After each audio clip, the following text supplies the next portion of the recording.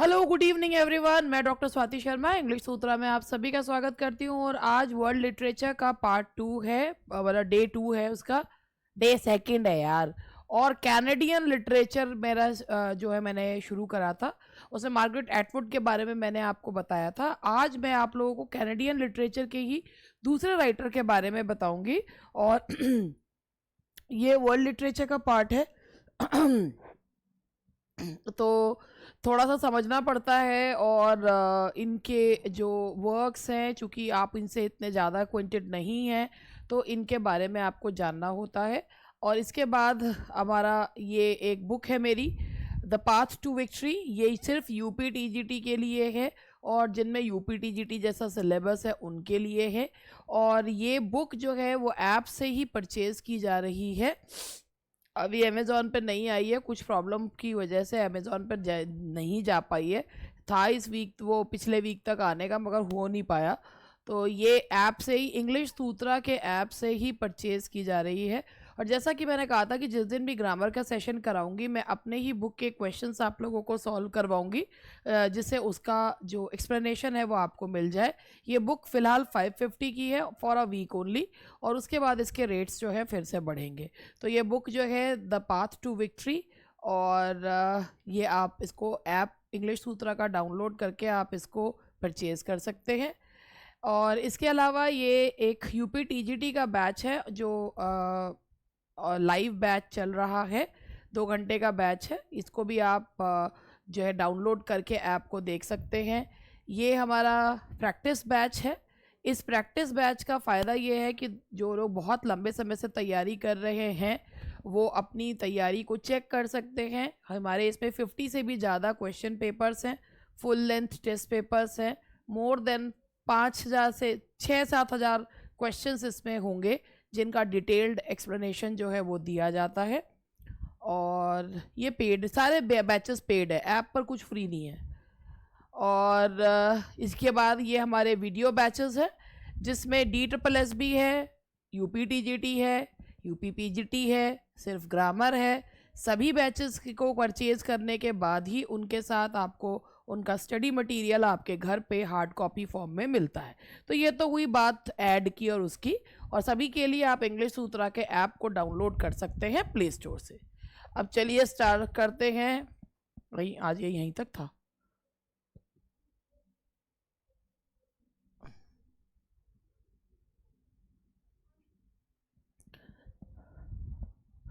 आज जो मुझे आपको राइटर के बारे में बताना है, वो राइटर हैं दैट्स शॉल बेलो। शॉल बेलो के बारे में मुझे आप लोगों को बताना है, शॉल बेलो।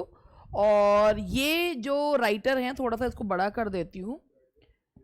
शॉल बेलो, इनका जन्म हुआ था मॉन्ट्रियल कनाडा में। ये अमेरिकन कैनेडियन राइटर है। He is an American Canadian writer, pure Canadian writer नहीं है, अमेरिकन कैनेडियन राइटर हैं। सॉल बेलो का जन्म हुआ था in Canada in 1915, the 4th child of Russian emigrants. Russian emigrants के 4th चाइल्ड थे। When Bellow was 9, the family relocated to Chicago. तो ये फैमिली जो है वो शिकागो चली गई। जन्म मॉन्ट्रियल में हुआ था, रशियन एमिग्रेट्स थे, और फिर ये लोग शिकागो चले गए and settled in that is Humboldt Park tenement. ये लोग वहाँ पर सेटल हुए। While his father and siblings were less interested in studies than in business. उनका परिवार जो है वो पढ़ाई के को इतनी सीरियसली नहीं लेता था जितना बिजनेस को। Bellow attended school and spent his free hours in public libraries, मगर वो पढ़ाई पर ध्यान देते थे। And he was fluent in English, French, Yiddish and Hebrew. उनको English, French, Yiddish and Hebrew आती थी। Graduating from Tuley high school in 1933, he then enrolled at the university of Chicago. और उसके बाद यूनिवर्सिटी ऑफ शिकागो में वो पढ़ने के लिए गए थे लिटरेचर। 1935 में Bellow transferred to Northwestern university, where he graduated with honours and earn bachelor's degree in anthropology and sociology. तो बेसिकली बात ये है कि जब इनका जन्म हुआ तो ये मॉन्ट्रियल में जन्म हुआ। उसके बाद ये लोग जो हैं वो अमेरिका चले गए। अमेरिका में यही पढ़ाई में जो है ज़्यादा इंटरेस्ट रखते थे। शिकागो यूनिवर्सिटी से इन्होंने पढ़ाई करी लिटरेचर की, और उसके बाद bachelors degree anthropology and sociology में ली। After a brief attempt at graduate school at the University of Wisconsin, Bellow ended his academic career and returned to Chicago to focus on writing fiction. उन्होंने fiction लिखना start करा। Commissioned by the Works Progress Administration Writers Project, Bellow composed biography of Midwestern authors. उन्होंने biographies भी लिखी। He participated in Mortimer Adler's Great Book Program for Encyclopedia Britannica and taught classes at the Pestalozzi Fribble Teachers College. अभी इसके points हैं। पहली जो उनकी ये मेन पॉइंट्स हैं, 1941 में बेलो ने अपनी पहली स्टोरी पब्लिश करी, 2 मॉर्निंग मोनोलॉग्स इन पार्टिजन रिव्यू। बेलो की पहली नॉवल है डेंगलिंग मैन। थोड़ा थोड़ा इन नॉवेल्स के बारे में मैं आप लोगों को बताऊंगी, तभी ये इंटरेस्टिंग लगेगा। बेलो का पहला नॉवल है डेंगलिंग मैन, जो कि एक यंग मैन की कहानी बताता है जो वर्ल्ड, मतलब बेलो की जो कहानियां हैं वो एक मिडिल एजेड जो है वो व्यक्ति के आसपास घूमती हैं। तो डेंगलिंग का मतलब होता है लटकता हुआ। तो डेंगलिंग मैन को दिखाया है जो वर्ल्ड वॉर यंग मैन एम्बिटर्ड, जो सेना में जाना चाहता है मगर उसकी ख्वाहिश कब पूरी होती है, जब वर्ल्ड वॉर सेकेंड जो है स्टार्ट होता है। तो he is at once embittered and enlightened जो है world war second. Second novel है उनका द विक्टिम, जिसमें एंटीसेमिटिज्म दिखाया गया है। एंटीसेमिटिज्म का मतलब होता है ज्यूज एंड क्रिश्चियंस के बीच में जो दुश्मनी है वो दिखाई गई। तो उनका जो नॉवल है तो विक्टिम। एंटीसेमिटिज्म वर्ड अगर आपने इससे पहले कभी सुना हो तो आप लोगों ने ये शेक्सपियर के play the merchant of Venice में सुना होगा, उसमें भी एंटीसेमिटिज्म दिखाया गया है शेक्सपियर की तरफ से। तो उनका जो पहला नॉवल है वो है डेंगलिंग मैन, और दूसरा नॉवल है द विक्टिम, जो कि एंटीसेमिटिज्म की थीम है। और ये जो है डार्क नॉवल है। This novel Bellow was awarded the first of 2 Guggenheim fellowship. इनको इसके लिए एक फेलोशिप भी मिली थी। और 6 ईयर लेटर, मतलब पहला नॉवल है डेंगलिंग मैन, दूसरा है द विक्टिम, तीसरा नॉवल 6 साल बाद आया था, the semi autobiographical the Adventures of Augie March. Aside from garnering Bellow a National Book Award, Augie March is notable both for its memorable opening paragraph and as a turning point in the author's career. कि ये Augie March 6 साल बाद आया था, semi autobiographical novel है, और ये जो नॉवल है ये इससे बेलो के करियर में एक आश्चर्यजनक चेंजेस जो है वो आए थे। While the bleak topics of his first 2 novels are treated with marked gravity, Bellow applies to Augie March the spirited comic narrative style with which he would be associated for years to come. पहले 2 novels का style bleak था, और उसके बाद जो ये Oggy मार्च है इसमें उनका कॉमिक स्टाइल है। उनके क्लासिक नॉवेला है सीज द डे, बहुत ही बढ़िया नॉवेला है ये। छोटा सा नॉवेला छोटा ही होता है। एक एब्सर्ड प्रोटैगनिस्ट है जिसका एक फ्यूनरल के समय पे उसको एपिफेनी मोमेंट उसका आता है। एपिफेनी का मतलब होता है कि the moment of realization, the moment of knowledge. Henderson the Rain King, ये भी बहुत बढ़िया नॉवल है उनका, is a huge widely comic romp and the novel that Bellow himself claim to be his personal favourite, the Rain King. In 1962, Bellow accepted a professorship at the Committee on Social Thought at the University of Chicago, a position he would hold for more than 30 years. During the 1960s and 70s, 60s और 70s में बेलो के narratives ने एक और turn लिया। एक work आया उनका हर्जोग, और ये भी एक अलग ही, ये भी एक मिडिल एज्ड व्यक्ति की कहानी है। उसके बाद mister Sammler's planet and हम्बोल्ट्स gift, ये सारे कॉम्प्लेक्स कैरेक्टर्स और थीम ऑफ रिफ्लेक्शन, सोच परक नॉवेल्स हैं। 1965 में बेलो को इंटरनेशनल लिटरेरी प्राइज मिला था हर्जोग के लिए, और he was the first American to receive the honour. International literary prize मिला था हर्जोग के लिए। Bellow would publish numerous additional novels, stories and collections before his death in 2005. 2005 में उनकी मृत्यु हुई, including his final novel, Revelstein, published when Bellow was 85 years old. Revelstein is a fictional memoir based on longtime friend and colleague Alan Bloom. ये main कुछ points होते हैं, जैसे ये क्या है, ये Revelstein क्या है, ये एक मेमोयर है। मेमोयर का मतलब वो होता है कि जिसमें हमारे अपने एक्सपीरियंसेस नहीं होते, हमसे जुड़े हुए लोगों के या जिनसे हम मिलते हैं उनके एक्सपीरियंसेस को हम जॉट डाउन करते हैं। तो ये जो वर्क है उनका रेवलस्टीन, इसमें उन्होंने अपने दोस्त एलन ब्लूम के बारे में बताया है, और इसको क्रिटिकल अक्लेम जो है मिला था। Bellows' fiction has been featured in countless periodicals, Harper's Bazaar, The New Yorker and Esquire. और इसके बाद in his long and lauded career, Saul Bellow received many honors. बहुत सारे honors उनको मिले हैं. उनको 3 बार नेशनल बुक अवार्ड मिला था. He was the only author to have won the National Book Award 3 times. In 1968, he was given the Croix de Chevalier des Arts et Letters by France. That same year, Bellow received the 9th Jewish Heritage Award. 76 में Bellow को मिला था Pulitzer Prize for Humboldt's Gift and the Coveted. 1976 में इनको Pulitzer और Nobel दोनों मिला था. 1976 में he received both the Pulitzer as well as the Nobel Prize in Literature. In 1977, he was selected by the National Endowment for the Humanities. Bellow's body of works, honor and critical acclaim tell the author's place in the canon of American literature. हालांकि ये जो है बाद में shift हो गए थे, लेकिन ये बिलोंग करते हैं कनाडा को, तो अमेरिकन कैनेडियन राइटर के कहलाते हैं. अब इनके कुछ वर्क्स के बारे में मैं आप लोगों को बताना चाहूँगी. जैसे पहला इनका जो वर्क है वो जो मैंने लिया है, पहले मैं आपको डैंगलिंग मैन के बारे में ही बताऊंगी, तो थोड़ा सा कैरेक्टर्स और जो उनका पहला वर्क है उसी के बारे में, या जो मेरे सामने इस समय है खुला हुआ होगा उसी के बारे में बता दूंगी. तो मैं मेरे पास अभी जो खुला हुआ है वो हेंडरसन द रेन किंग खुला हुआ, तो उसके बारे में बता देती हूँ.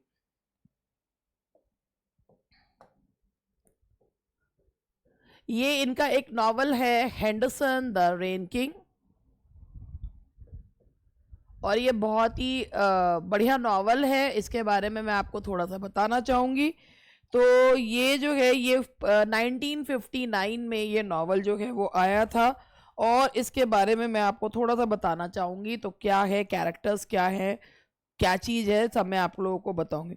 ये कहा जाता है हेंडरसन द रेन किंग ये सॉल बेलो का one of the favourite novel, मतलब उनका फेवरेट नॉवल था, और ये 100 बेस्ट नॉवेल्स इन इंग्लिश में माना जाता है.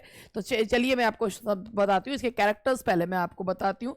ये पहला कैरेक्टर है यूजीन हैंडरसन, जो इसका मेन कैरेक्टर है. और ये एक और कैरेक्टर आया रोमिलायू. उसके बाद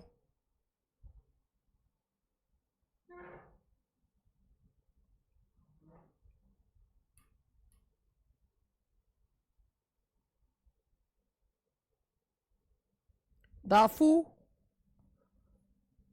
ये कुछ कैरेक्टर्स हैं, मैं आपको इनके बारे में बताना चाहूंगी. और पहले मैं थोड़ा सा स्टोरी बताऊंगी जिससे कि आपको ये हैंडरसन द रेन किंग के बारे में, बहुत ही फनी सी स्टोरी है.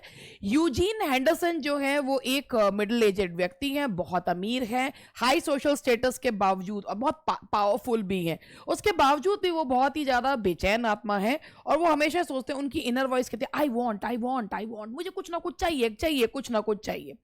तो अपनी इनर वॉइस को शांत करने के लिए वो अफ्रीका जाते हैं. अफ्रीका पहुंचने के बाद उनकी मुलाकात होती है एक नेटिव गाइड से होती है जिसका नाम है रोमिलायू. और रोमिलायू के वो अपने ग्रुप से बिछड़ जाते हैं, और रोमिलायू से उनकी मुलाकात होती है. रोमिलायू उनको एक विलेज में लेके जाता है, अर्नेवी नाम के विलेज में लेके जाता है, जहां के लीडर से उनकी दोस्ती हो जाती है. और उनको पता चलता है कि अर्नेवी विलेज का जो ड्रिंकिंग वाटर है वो फ्रॉग्स के होने की वजह से प्लेग जो है वो हो रखा है, गंदा हुआ है.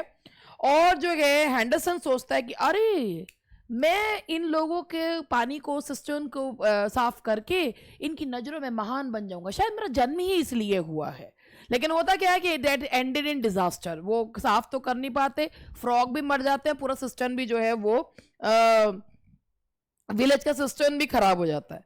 उसके बाद हैंडरसन और जो रोमिलायू हैं ये लोग एक विलेज में जाते हैं, वरीरी नाम के विलेज में जाते हैं. यहाँ पर वो क्या करता है, वो बहुत ताकतवर तो है ही हैंडरसन, तो वो क्या करता है, एक गॉडेस मुमा मतलब ये अफ्रीकन गॉड है, गॉडेस है, उनकी मूर्ति को, वो वुडन गॉडेस मुमा की मूर्ति को हिला देता है.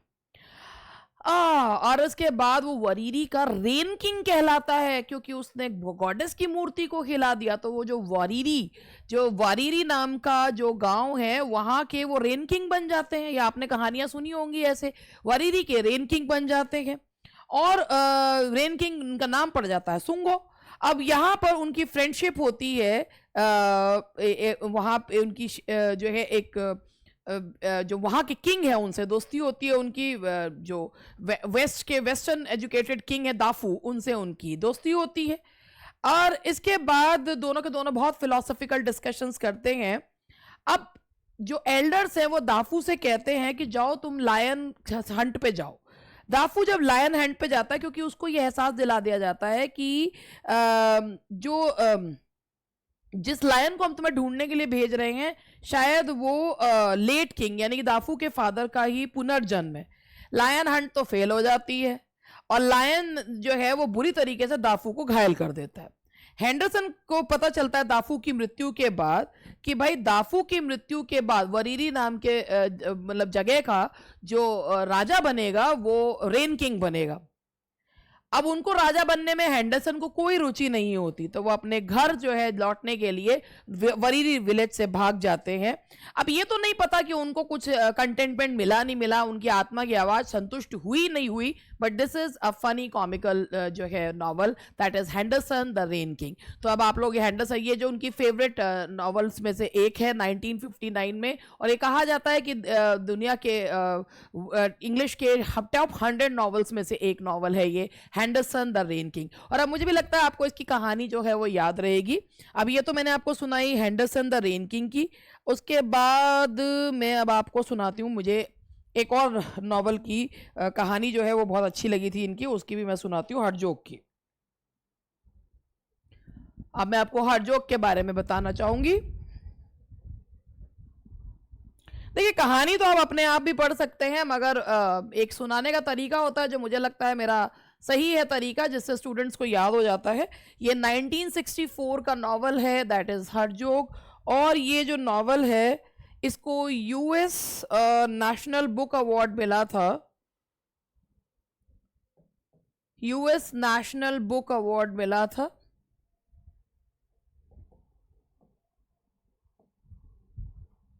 ये भी one of the best 100 novels में से एक माना जाता है। और इसके बारे में मैं आपको सुनाती हूँ कहानी। इसके कैरेक्टर है मोजेस ई हर्जोग, 47 ईयर्स ओल्ड हैं ये। रमोना,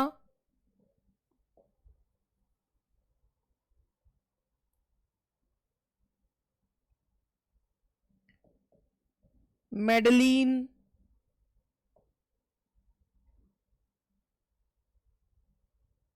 जूनी,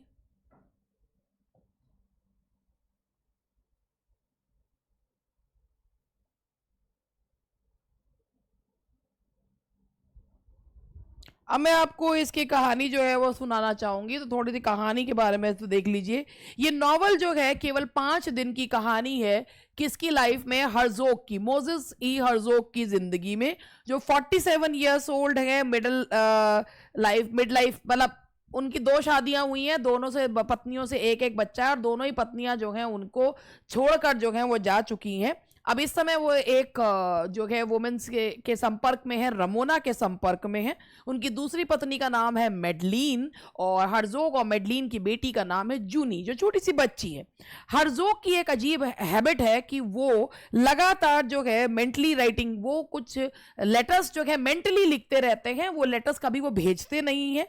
ये लेटर्स फैमिली के लिए, फैमिली फ्रेंड्स के लिए, फेमस फिगर्स के लिए होते हैं, और जो लोग मर चुके हैं उनके लिए भी होते हैं। लेकिन सब में एक चीज कॉमन होती है इन मेंटल लेटर्स में, कि हर्जोग इसमें डिसअपॉइंटमेंट बताते हैं, हर लेटर में वो डिसअपॉइंटमेंट बताते हैं। और हर्जोग की जो सेकंड वाइफ है उसने भी अभी हाल फिलहाल में उन्हें छोड़ दिया है।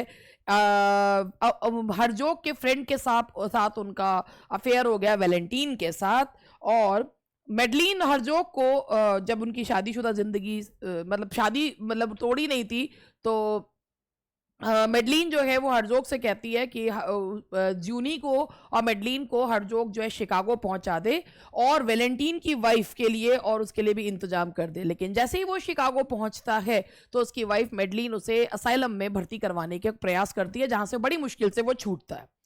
अब यहां पर ये दिखाए है वो सोच रहा है कि वो न्यूयॉर्क लौट जाए और रमोना से मिले, लेकिन वो जो है यहाँ से वो जो एक लेटर छोड़कर जो है वो जाता है।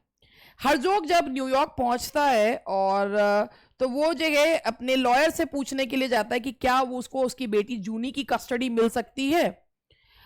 और जब ये अपनी बेटी की कस्टडी के लिए जब वो अपने लॉयर से बात करता है, अब कोर्ट हियरिंग्स वो लगातार सुनता है, उसमें देखता है कि एक औरत जो है वो अपने 3 साल के बच्चे को नियरली उसने मार ही दिया था पीट पीट के, और उसके ऊपर वो चार्ज लगा, एक औरत पे अपने बच्चे को नियरली उसने मार दिया था, उसका चार्ज लगा हुआ है। और अभी इसमें उसको इसके साथ ही मोजेस हरजोग को एक बहुत ज़्यादा धक्का लगता है जब जूनी की बेबीसिटर उसे एक लेटर भेजती है जिसमें लिखा होता है कि जिसमें वैलेंटीन ने जूनी को एक कार में बंद कर दिया, और जबकि दोनों पति पत्नी घर के अंदर लड़ाई कर रहे थे। वो शिकागो जाता है, जो हरजोग जब शिकागो जाता है वो अपनी स्टेप मदर के घर पे जाता है हरजोग, और वहां से एक पिस्टल लेता है जिसमें बुलेट्स होती हैं, और वो उसने अब सोच लिया है कि वो मेडलिन और वैलेंटीन को मार देगा और अपनी बेटी जूनी को लेकर कहीं भाग जाएगा। लेकिन जब हरजोग जो है वो पहुंचता है और वो अब उनके घर पर पहुंचता है और वो देखता है कि वैलेंटीन तो बहुत प्यार से जो है वो जूनी को बाथ दे रहा है, और तो उसे लगता है कि ये लड़की तो डेंजर में नहीं है। अगले दिन वो अपनी बेटी को एक्वेरियम में लेकर जाता है और हरजोग जो है उसकी कार का एक्सीडेंट हो जाता है, और अब उसके पास एक पिस्टल जो है वो मिलती है जब पुलिस उसको अरेस्ट कर लेती। हरजोग का भाई है विल, वो उसकी मदद करने की कोशिश करता है। हरजोग जो है लडी विले नाम की जगह पर जाता है। उसका भाई जो है उसको कन्विंस करने की कोशिश करता है विल हरजोग को कि तुमको एक साइकेट्रिस्ट की जरूरत है, तुम्हें किसी इंस्टीट्यूशन में जाने की जरूरत है। लेकिन हरजोग जाने के लिए तैयार नहीं होता। रमोना उनको डिनर पे ज्वाइन करती है और हरजोग जो है वो ये सोचने लगता है कि जैसे मेरी जिंदगी टूटी फूटी है ऐसे मेरा घर टूटा फूटा है, तो मेरे घर को भी मरम्मत की जरूरत है, जरूरत तो मुझे भी है, मेरी जिंदगी को भी है मरम्मत की, मगर पहले घर ही ठीक करवा लूं। अब हरजोग इस लेटर का इस जो नॉवल है उसका एंड ऐसे करता है कि अब मुझे मेंटल लेटर्स लिखने की जरूरत नहीं है, आई थिंक मेरा डिसअपॉइंटमेंट जो है अब समाप्त हो गया है और अब मुझे जो है लेटर्स लिखने की जरूरत नहीं है। पूरे नॉवल में फ्लैशबैक जो है वो फ्लैशबैक जो है वो चलता रहा है, और उसमें उसके हरजोग की फर्स्ट 5 डेज ही, उनका बेटा मार्को, ये सारे जो चीज़ें हैं वो हमें कहाँ से देखने को मिलती हैं, फ्लैशबैक टेक्निक से देखने को मिलती हैं। तो ये जो चीज़ें हैं ये मतलब मैंने अभी आपको 2 ही नॉवेल्स के बारे में बताया। जो डैंगलिंग जो उनका नॉवल है दैट केम इन 1944, ये एक कहानी है जोसेफ की, जो एक अनएम्प्लॉयड व्यक्ति है और आर्मी में जाना चाहता है, मगर उसका आर्मी में जाने का सपना पूरा नहीं होता, और जो है जब वर्ल्ड वॉर सेकंड शुरू होता है तब उसको आर्मी में जाने का मौका मिलता है और वो सोचता है कि वो he is in dangling position, उसको लगता है कि उसकी लाइफ वर्ल्ड वॉर सेकंड के बाद भी सही रहे। विक्टिम एंटीसेमिटिज्म की कहानी है। सीज द डे, ये कहानी है एक टॉमी विलियम की लाइफ की, जो मिडिल एजेड व्यक्ति है, उसकी पत्नी उसे छोड़ के जा चुकी है, उसके फादर एक सक्सेसफुल डॉक्टर है, वह अपना पैसा शेयर में डुबा चुका है। कौन? जैसे टॉमी विलियम। और अब जब वो अपने फादर से पैसे मांगता है उसके फादर साफ मना कर देते हैं। एक फ्यूनरल के प्रोसेशन के दौरान वो फूट फूट के रो पड़ता है कि जिंदगी बेकार है बिल्कुल, और फ्यूनरल वाले ये सोच रहे हैं ये कौन है जो इतना फूट फूट के रो रहा है, इतना तो रिश्तेदार नहीं रो रहे। तो ये एपिफेनी मोमेंट होता है जब वो सोचता है कि जब जिंदगी में कुछ है ही नहीं तो पैसा भी कमा के क्या करेंगे। तो ये है Seize the Day. Seize the Day का आपको मतलब होगा, याद होगा, सीज द डे, और इसका मतलब होता है जियो तो हर दिन ऐसे जियो जैसे कि आखिरी हो। तो ये सीज द डे जो है इनका नॉवल जो है दैट इज 1956 का ये नॉवल है। सीज द डे से तो आपको याद आ ही गया होगा, ये बहुत बार जो है मैंने ये वर्ड भी जो है वो यूज किया, कार्पेडिम जो है वो यूज किया है। और सीज द डे जियो, एपिफेनी मोमेंट है, मर गए तो अगले दिन कोई याद भी नहीं करने का, तो जियो तो ऐसे जियो जैसे कि आखिरी हो। तो ये कुछ मैंने आप लोगों को जो इनके वर्क्स हैं उनके बारे में बताया है। Now I take some questions. तो ये हैं हमारे क्वेश्चंस। पहला क्वेश्चन आप लोगों के सामने है, Saul Bellow is the only writer to win the National Book Award for fiction. कितनी बार सॉल बेलो को नेशनल बुक अवार्ड मिला था? मैंने अभी आपको बताया he is the only writer जिन्हें 3 बार मिला था, तो ही 3 टाइम्स उनको जो ये प्राइज मिला था, he got the prize for 3 times. Of all his characters, Bello said that Dash was the one most like himself. किस कैरेक्टर के बारे में उन्होंने जो है वो कहा है? मैंने अभी आपको बताया उनकी एक पर्सनल फेवरेट जो है वो नॉवल थी, जिसके बारे में मैंने अभी आपको सबसे पहले जब पढ़ाया था तो बताया था, जो था यूजीन हैंडरसन, जो हैंडरसन द रेन किंग है, यूजीन हैंडरसन।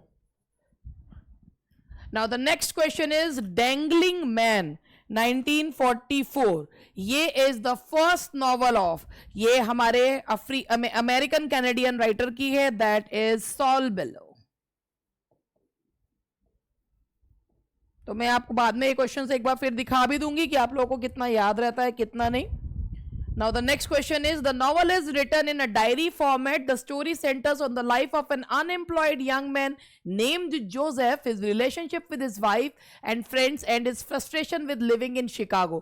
ये जो नॉवल है ये डायरी फॉर्मेट में है। इससे पढ़कर हमें जोसेफ की कहानी पता चलती है, जो एक डैंगलिंग पोजीशन में है, और ये वर्ल्ड वॉर सेकेंड के बाद उसको लगता है कि लाइफ वर्ल्ड वॉर के सेकेंड के बाद स्थिर हो जाए। The Dangling man 1944 novel, The Dangling Man 1944. The Victim is a novel by, ये इनका सेकेंड नॉवल है जिसकी थीम है एंटीसेमिटिसिज्म, तो ये है Saul bellow.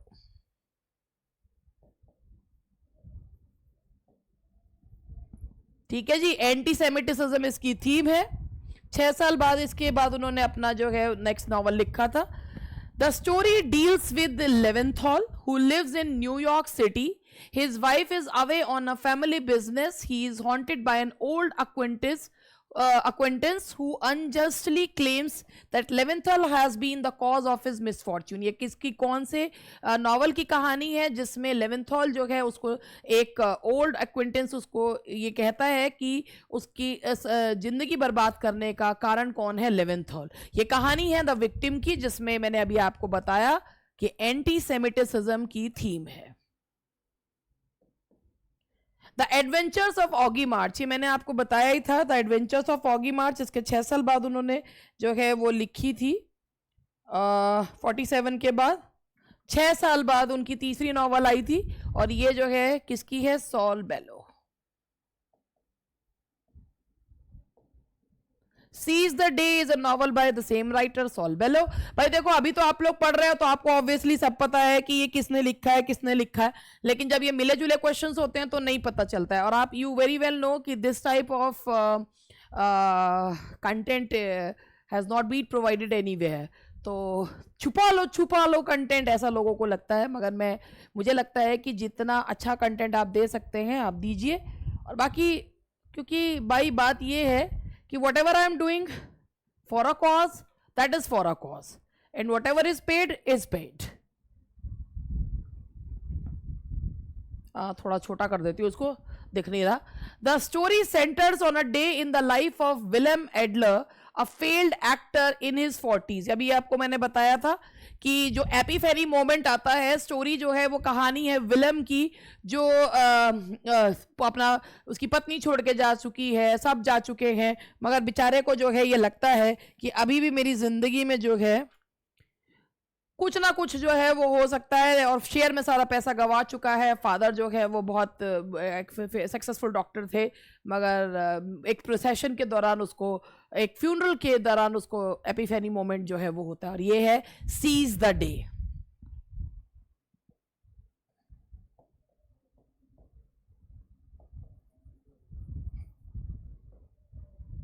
That is Seize the day.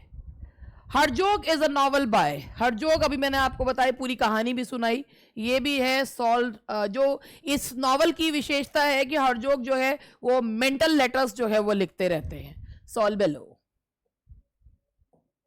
The novel composed in part of letters from the protagonist Harjog dealing with midlife crisis following his second divorce. It follows 5 days. 5 दिन की कहानी है केवल, और कौन सी है? That is Harjog.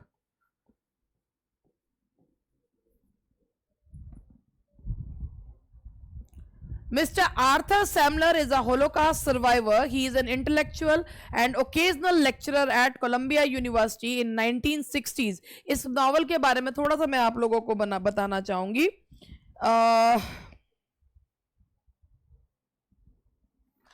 ये novel है जिसके मिस्टर सैमलर्स प्लैनेट, ये नॉवल है that is mister Sammler's planet.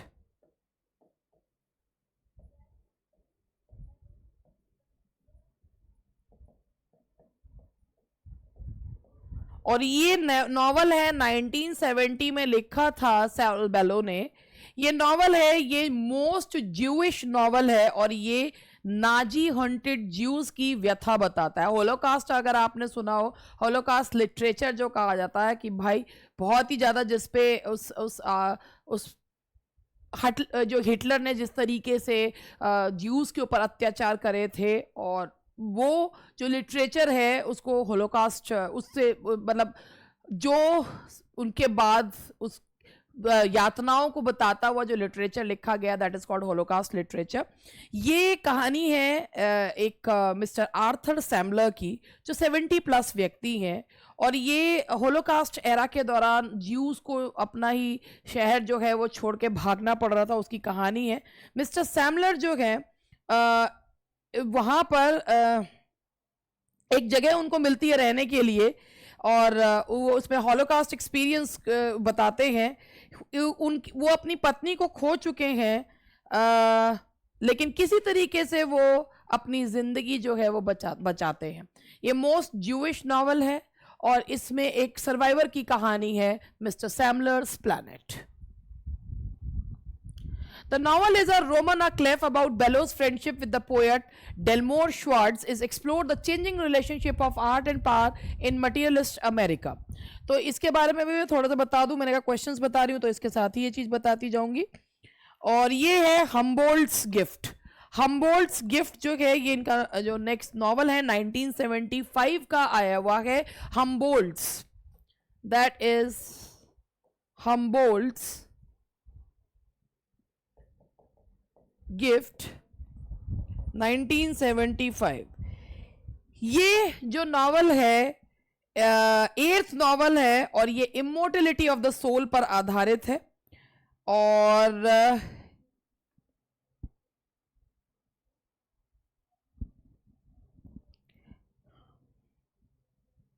इसमें दिखाया वॉन हम्बोल्ट और चार्ल्स सिट्रीन जो है वो क्रिएटिव आर्टिस्ट है अमेरिका के.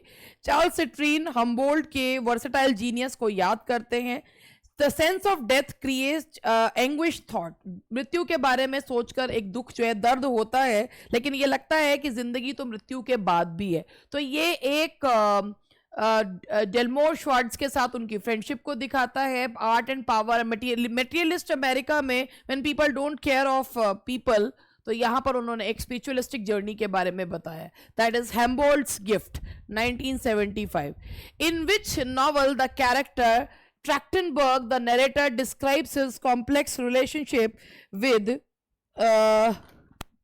his maternal uncle Ben Crader, a world renowned botanist. तो ये है that is More Die of Heartbreak.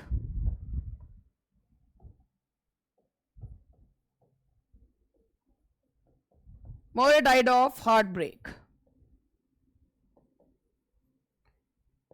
ये कौन से नॉवल में उन्होंने कैरेक्टर के बारे में बताया है? That is More die of heart break 1987 का नॉवल है उनका. और ये था दैट इज कुछ चीजें जो हैं वो याद रखने से याद हो जाती हैं. एक बार आप लोगों को दिखाती हूँ कि ये क्वेश्चंस आप लोगों को याद हुए नहीं हुए. देख लीजिए. पहला है Saul Bellow is the only writer to win the National Book Award for fiction 3 times.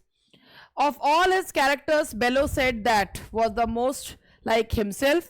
तो आप लोग जो है क्वेश्चंस देखते जाइए और इनके आंसर्स जो है मैं आपके एक्सपेक्ट कर रही हूँ कि आप लोग सब देते रहेंगे। जिसकी कहानी मैंने आपको सुनाई थी, the Rain King, Eugene Henderson the Rain King. Dangling Man किसका नॉवल है? ये वर्ल्ड वॉर सेकंड पे में एक व्यक्ति की कहानी है जो अनएम्प्लॉयड है। Dangling Man is the first novel of Saul Bellow. The novel is written in diary format, the story centres, ये नॉवल जो है डायरी फॉर्मेट में लिखा हुआ है। कौन सा है? The Dangling Man. Victim is a novel by Saul Bellow. Victim की स्टोरी क्या है? Story deals with Leventhal. ये कहानी किसकी है? That is the victim.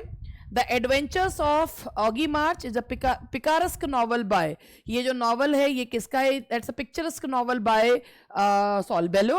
Seize the Day is a novel by Saul Bellow, जो the story centres on a day in the life of Wilhelm, that is Seize the day.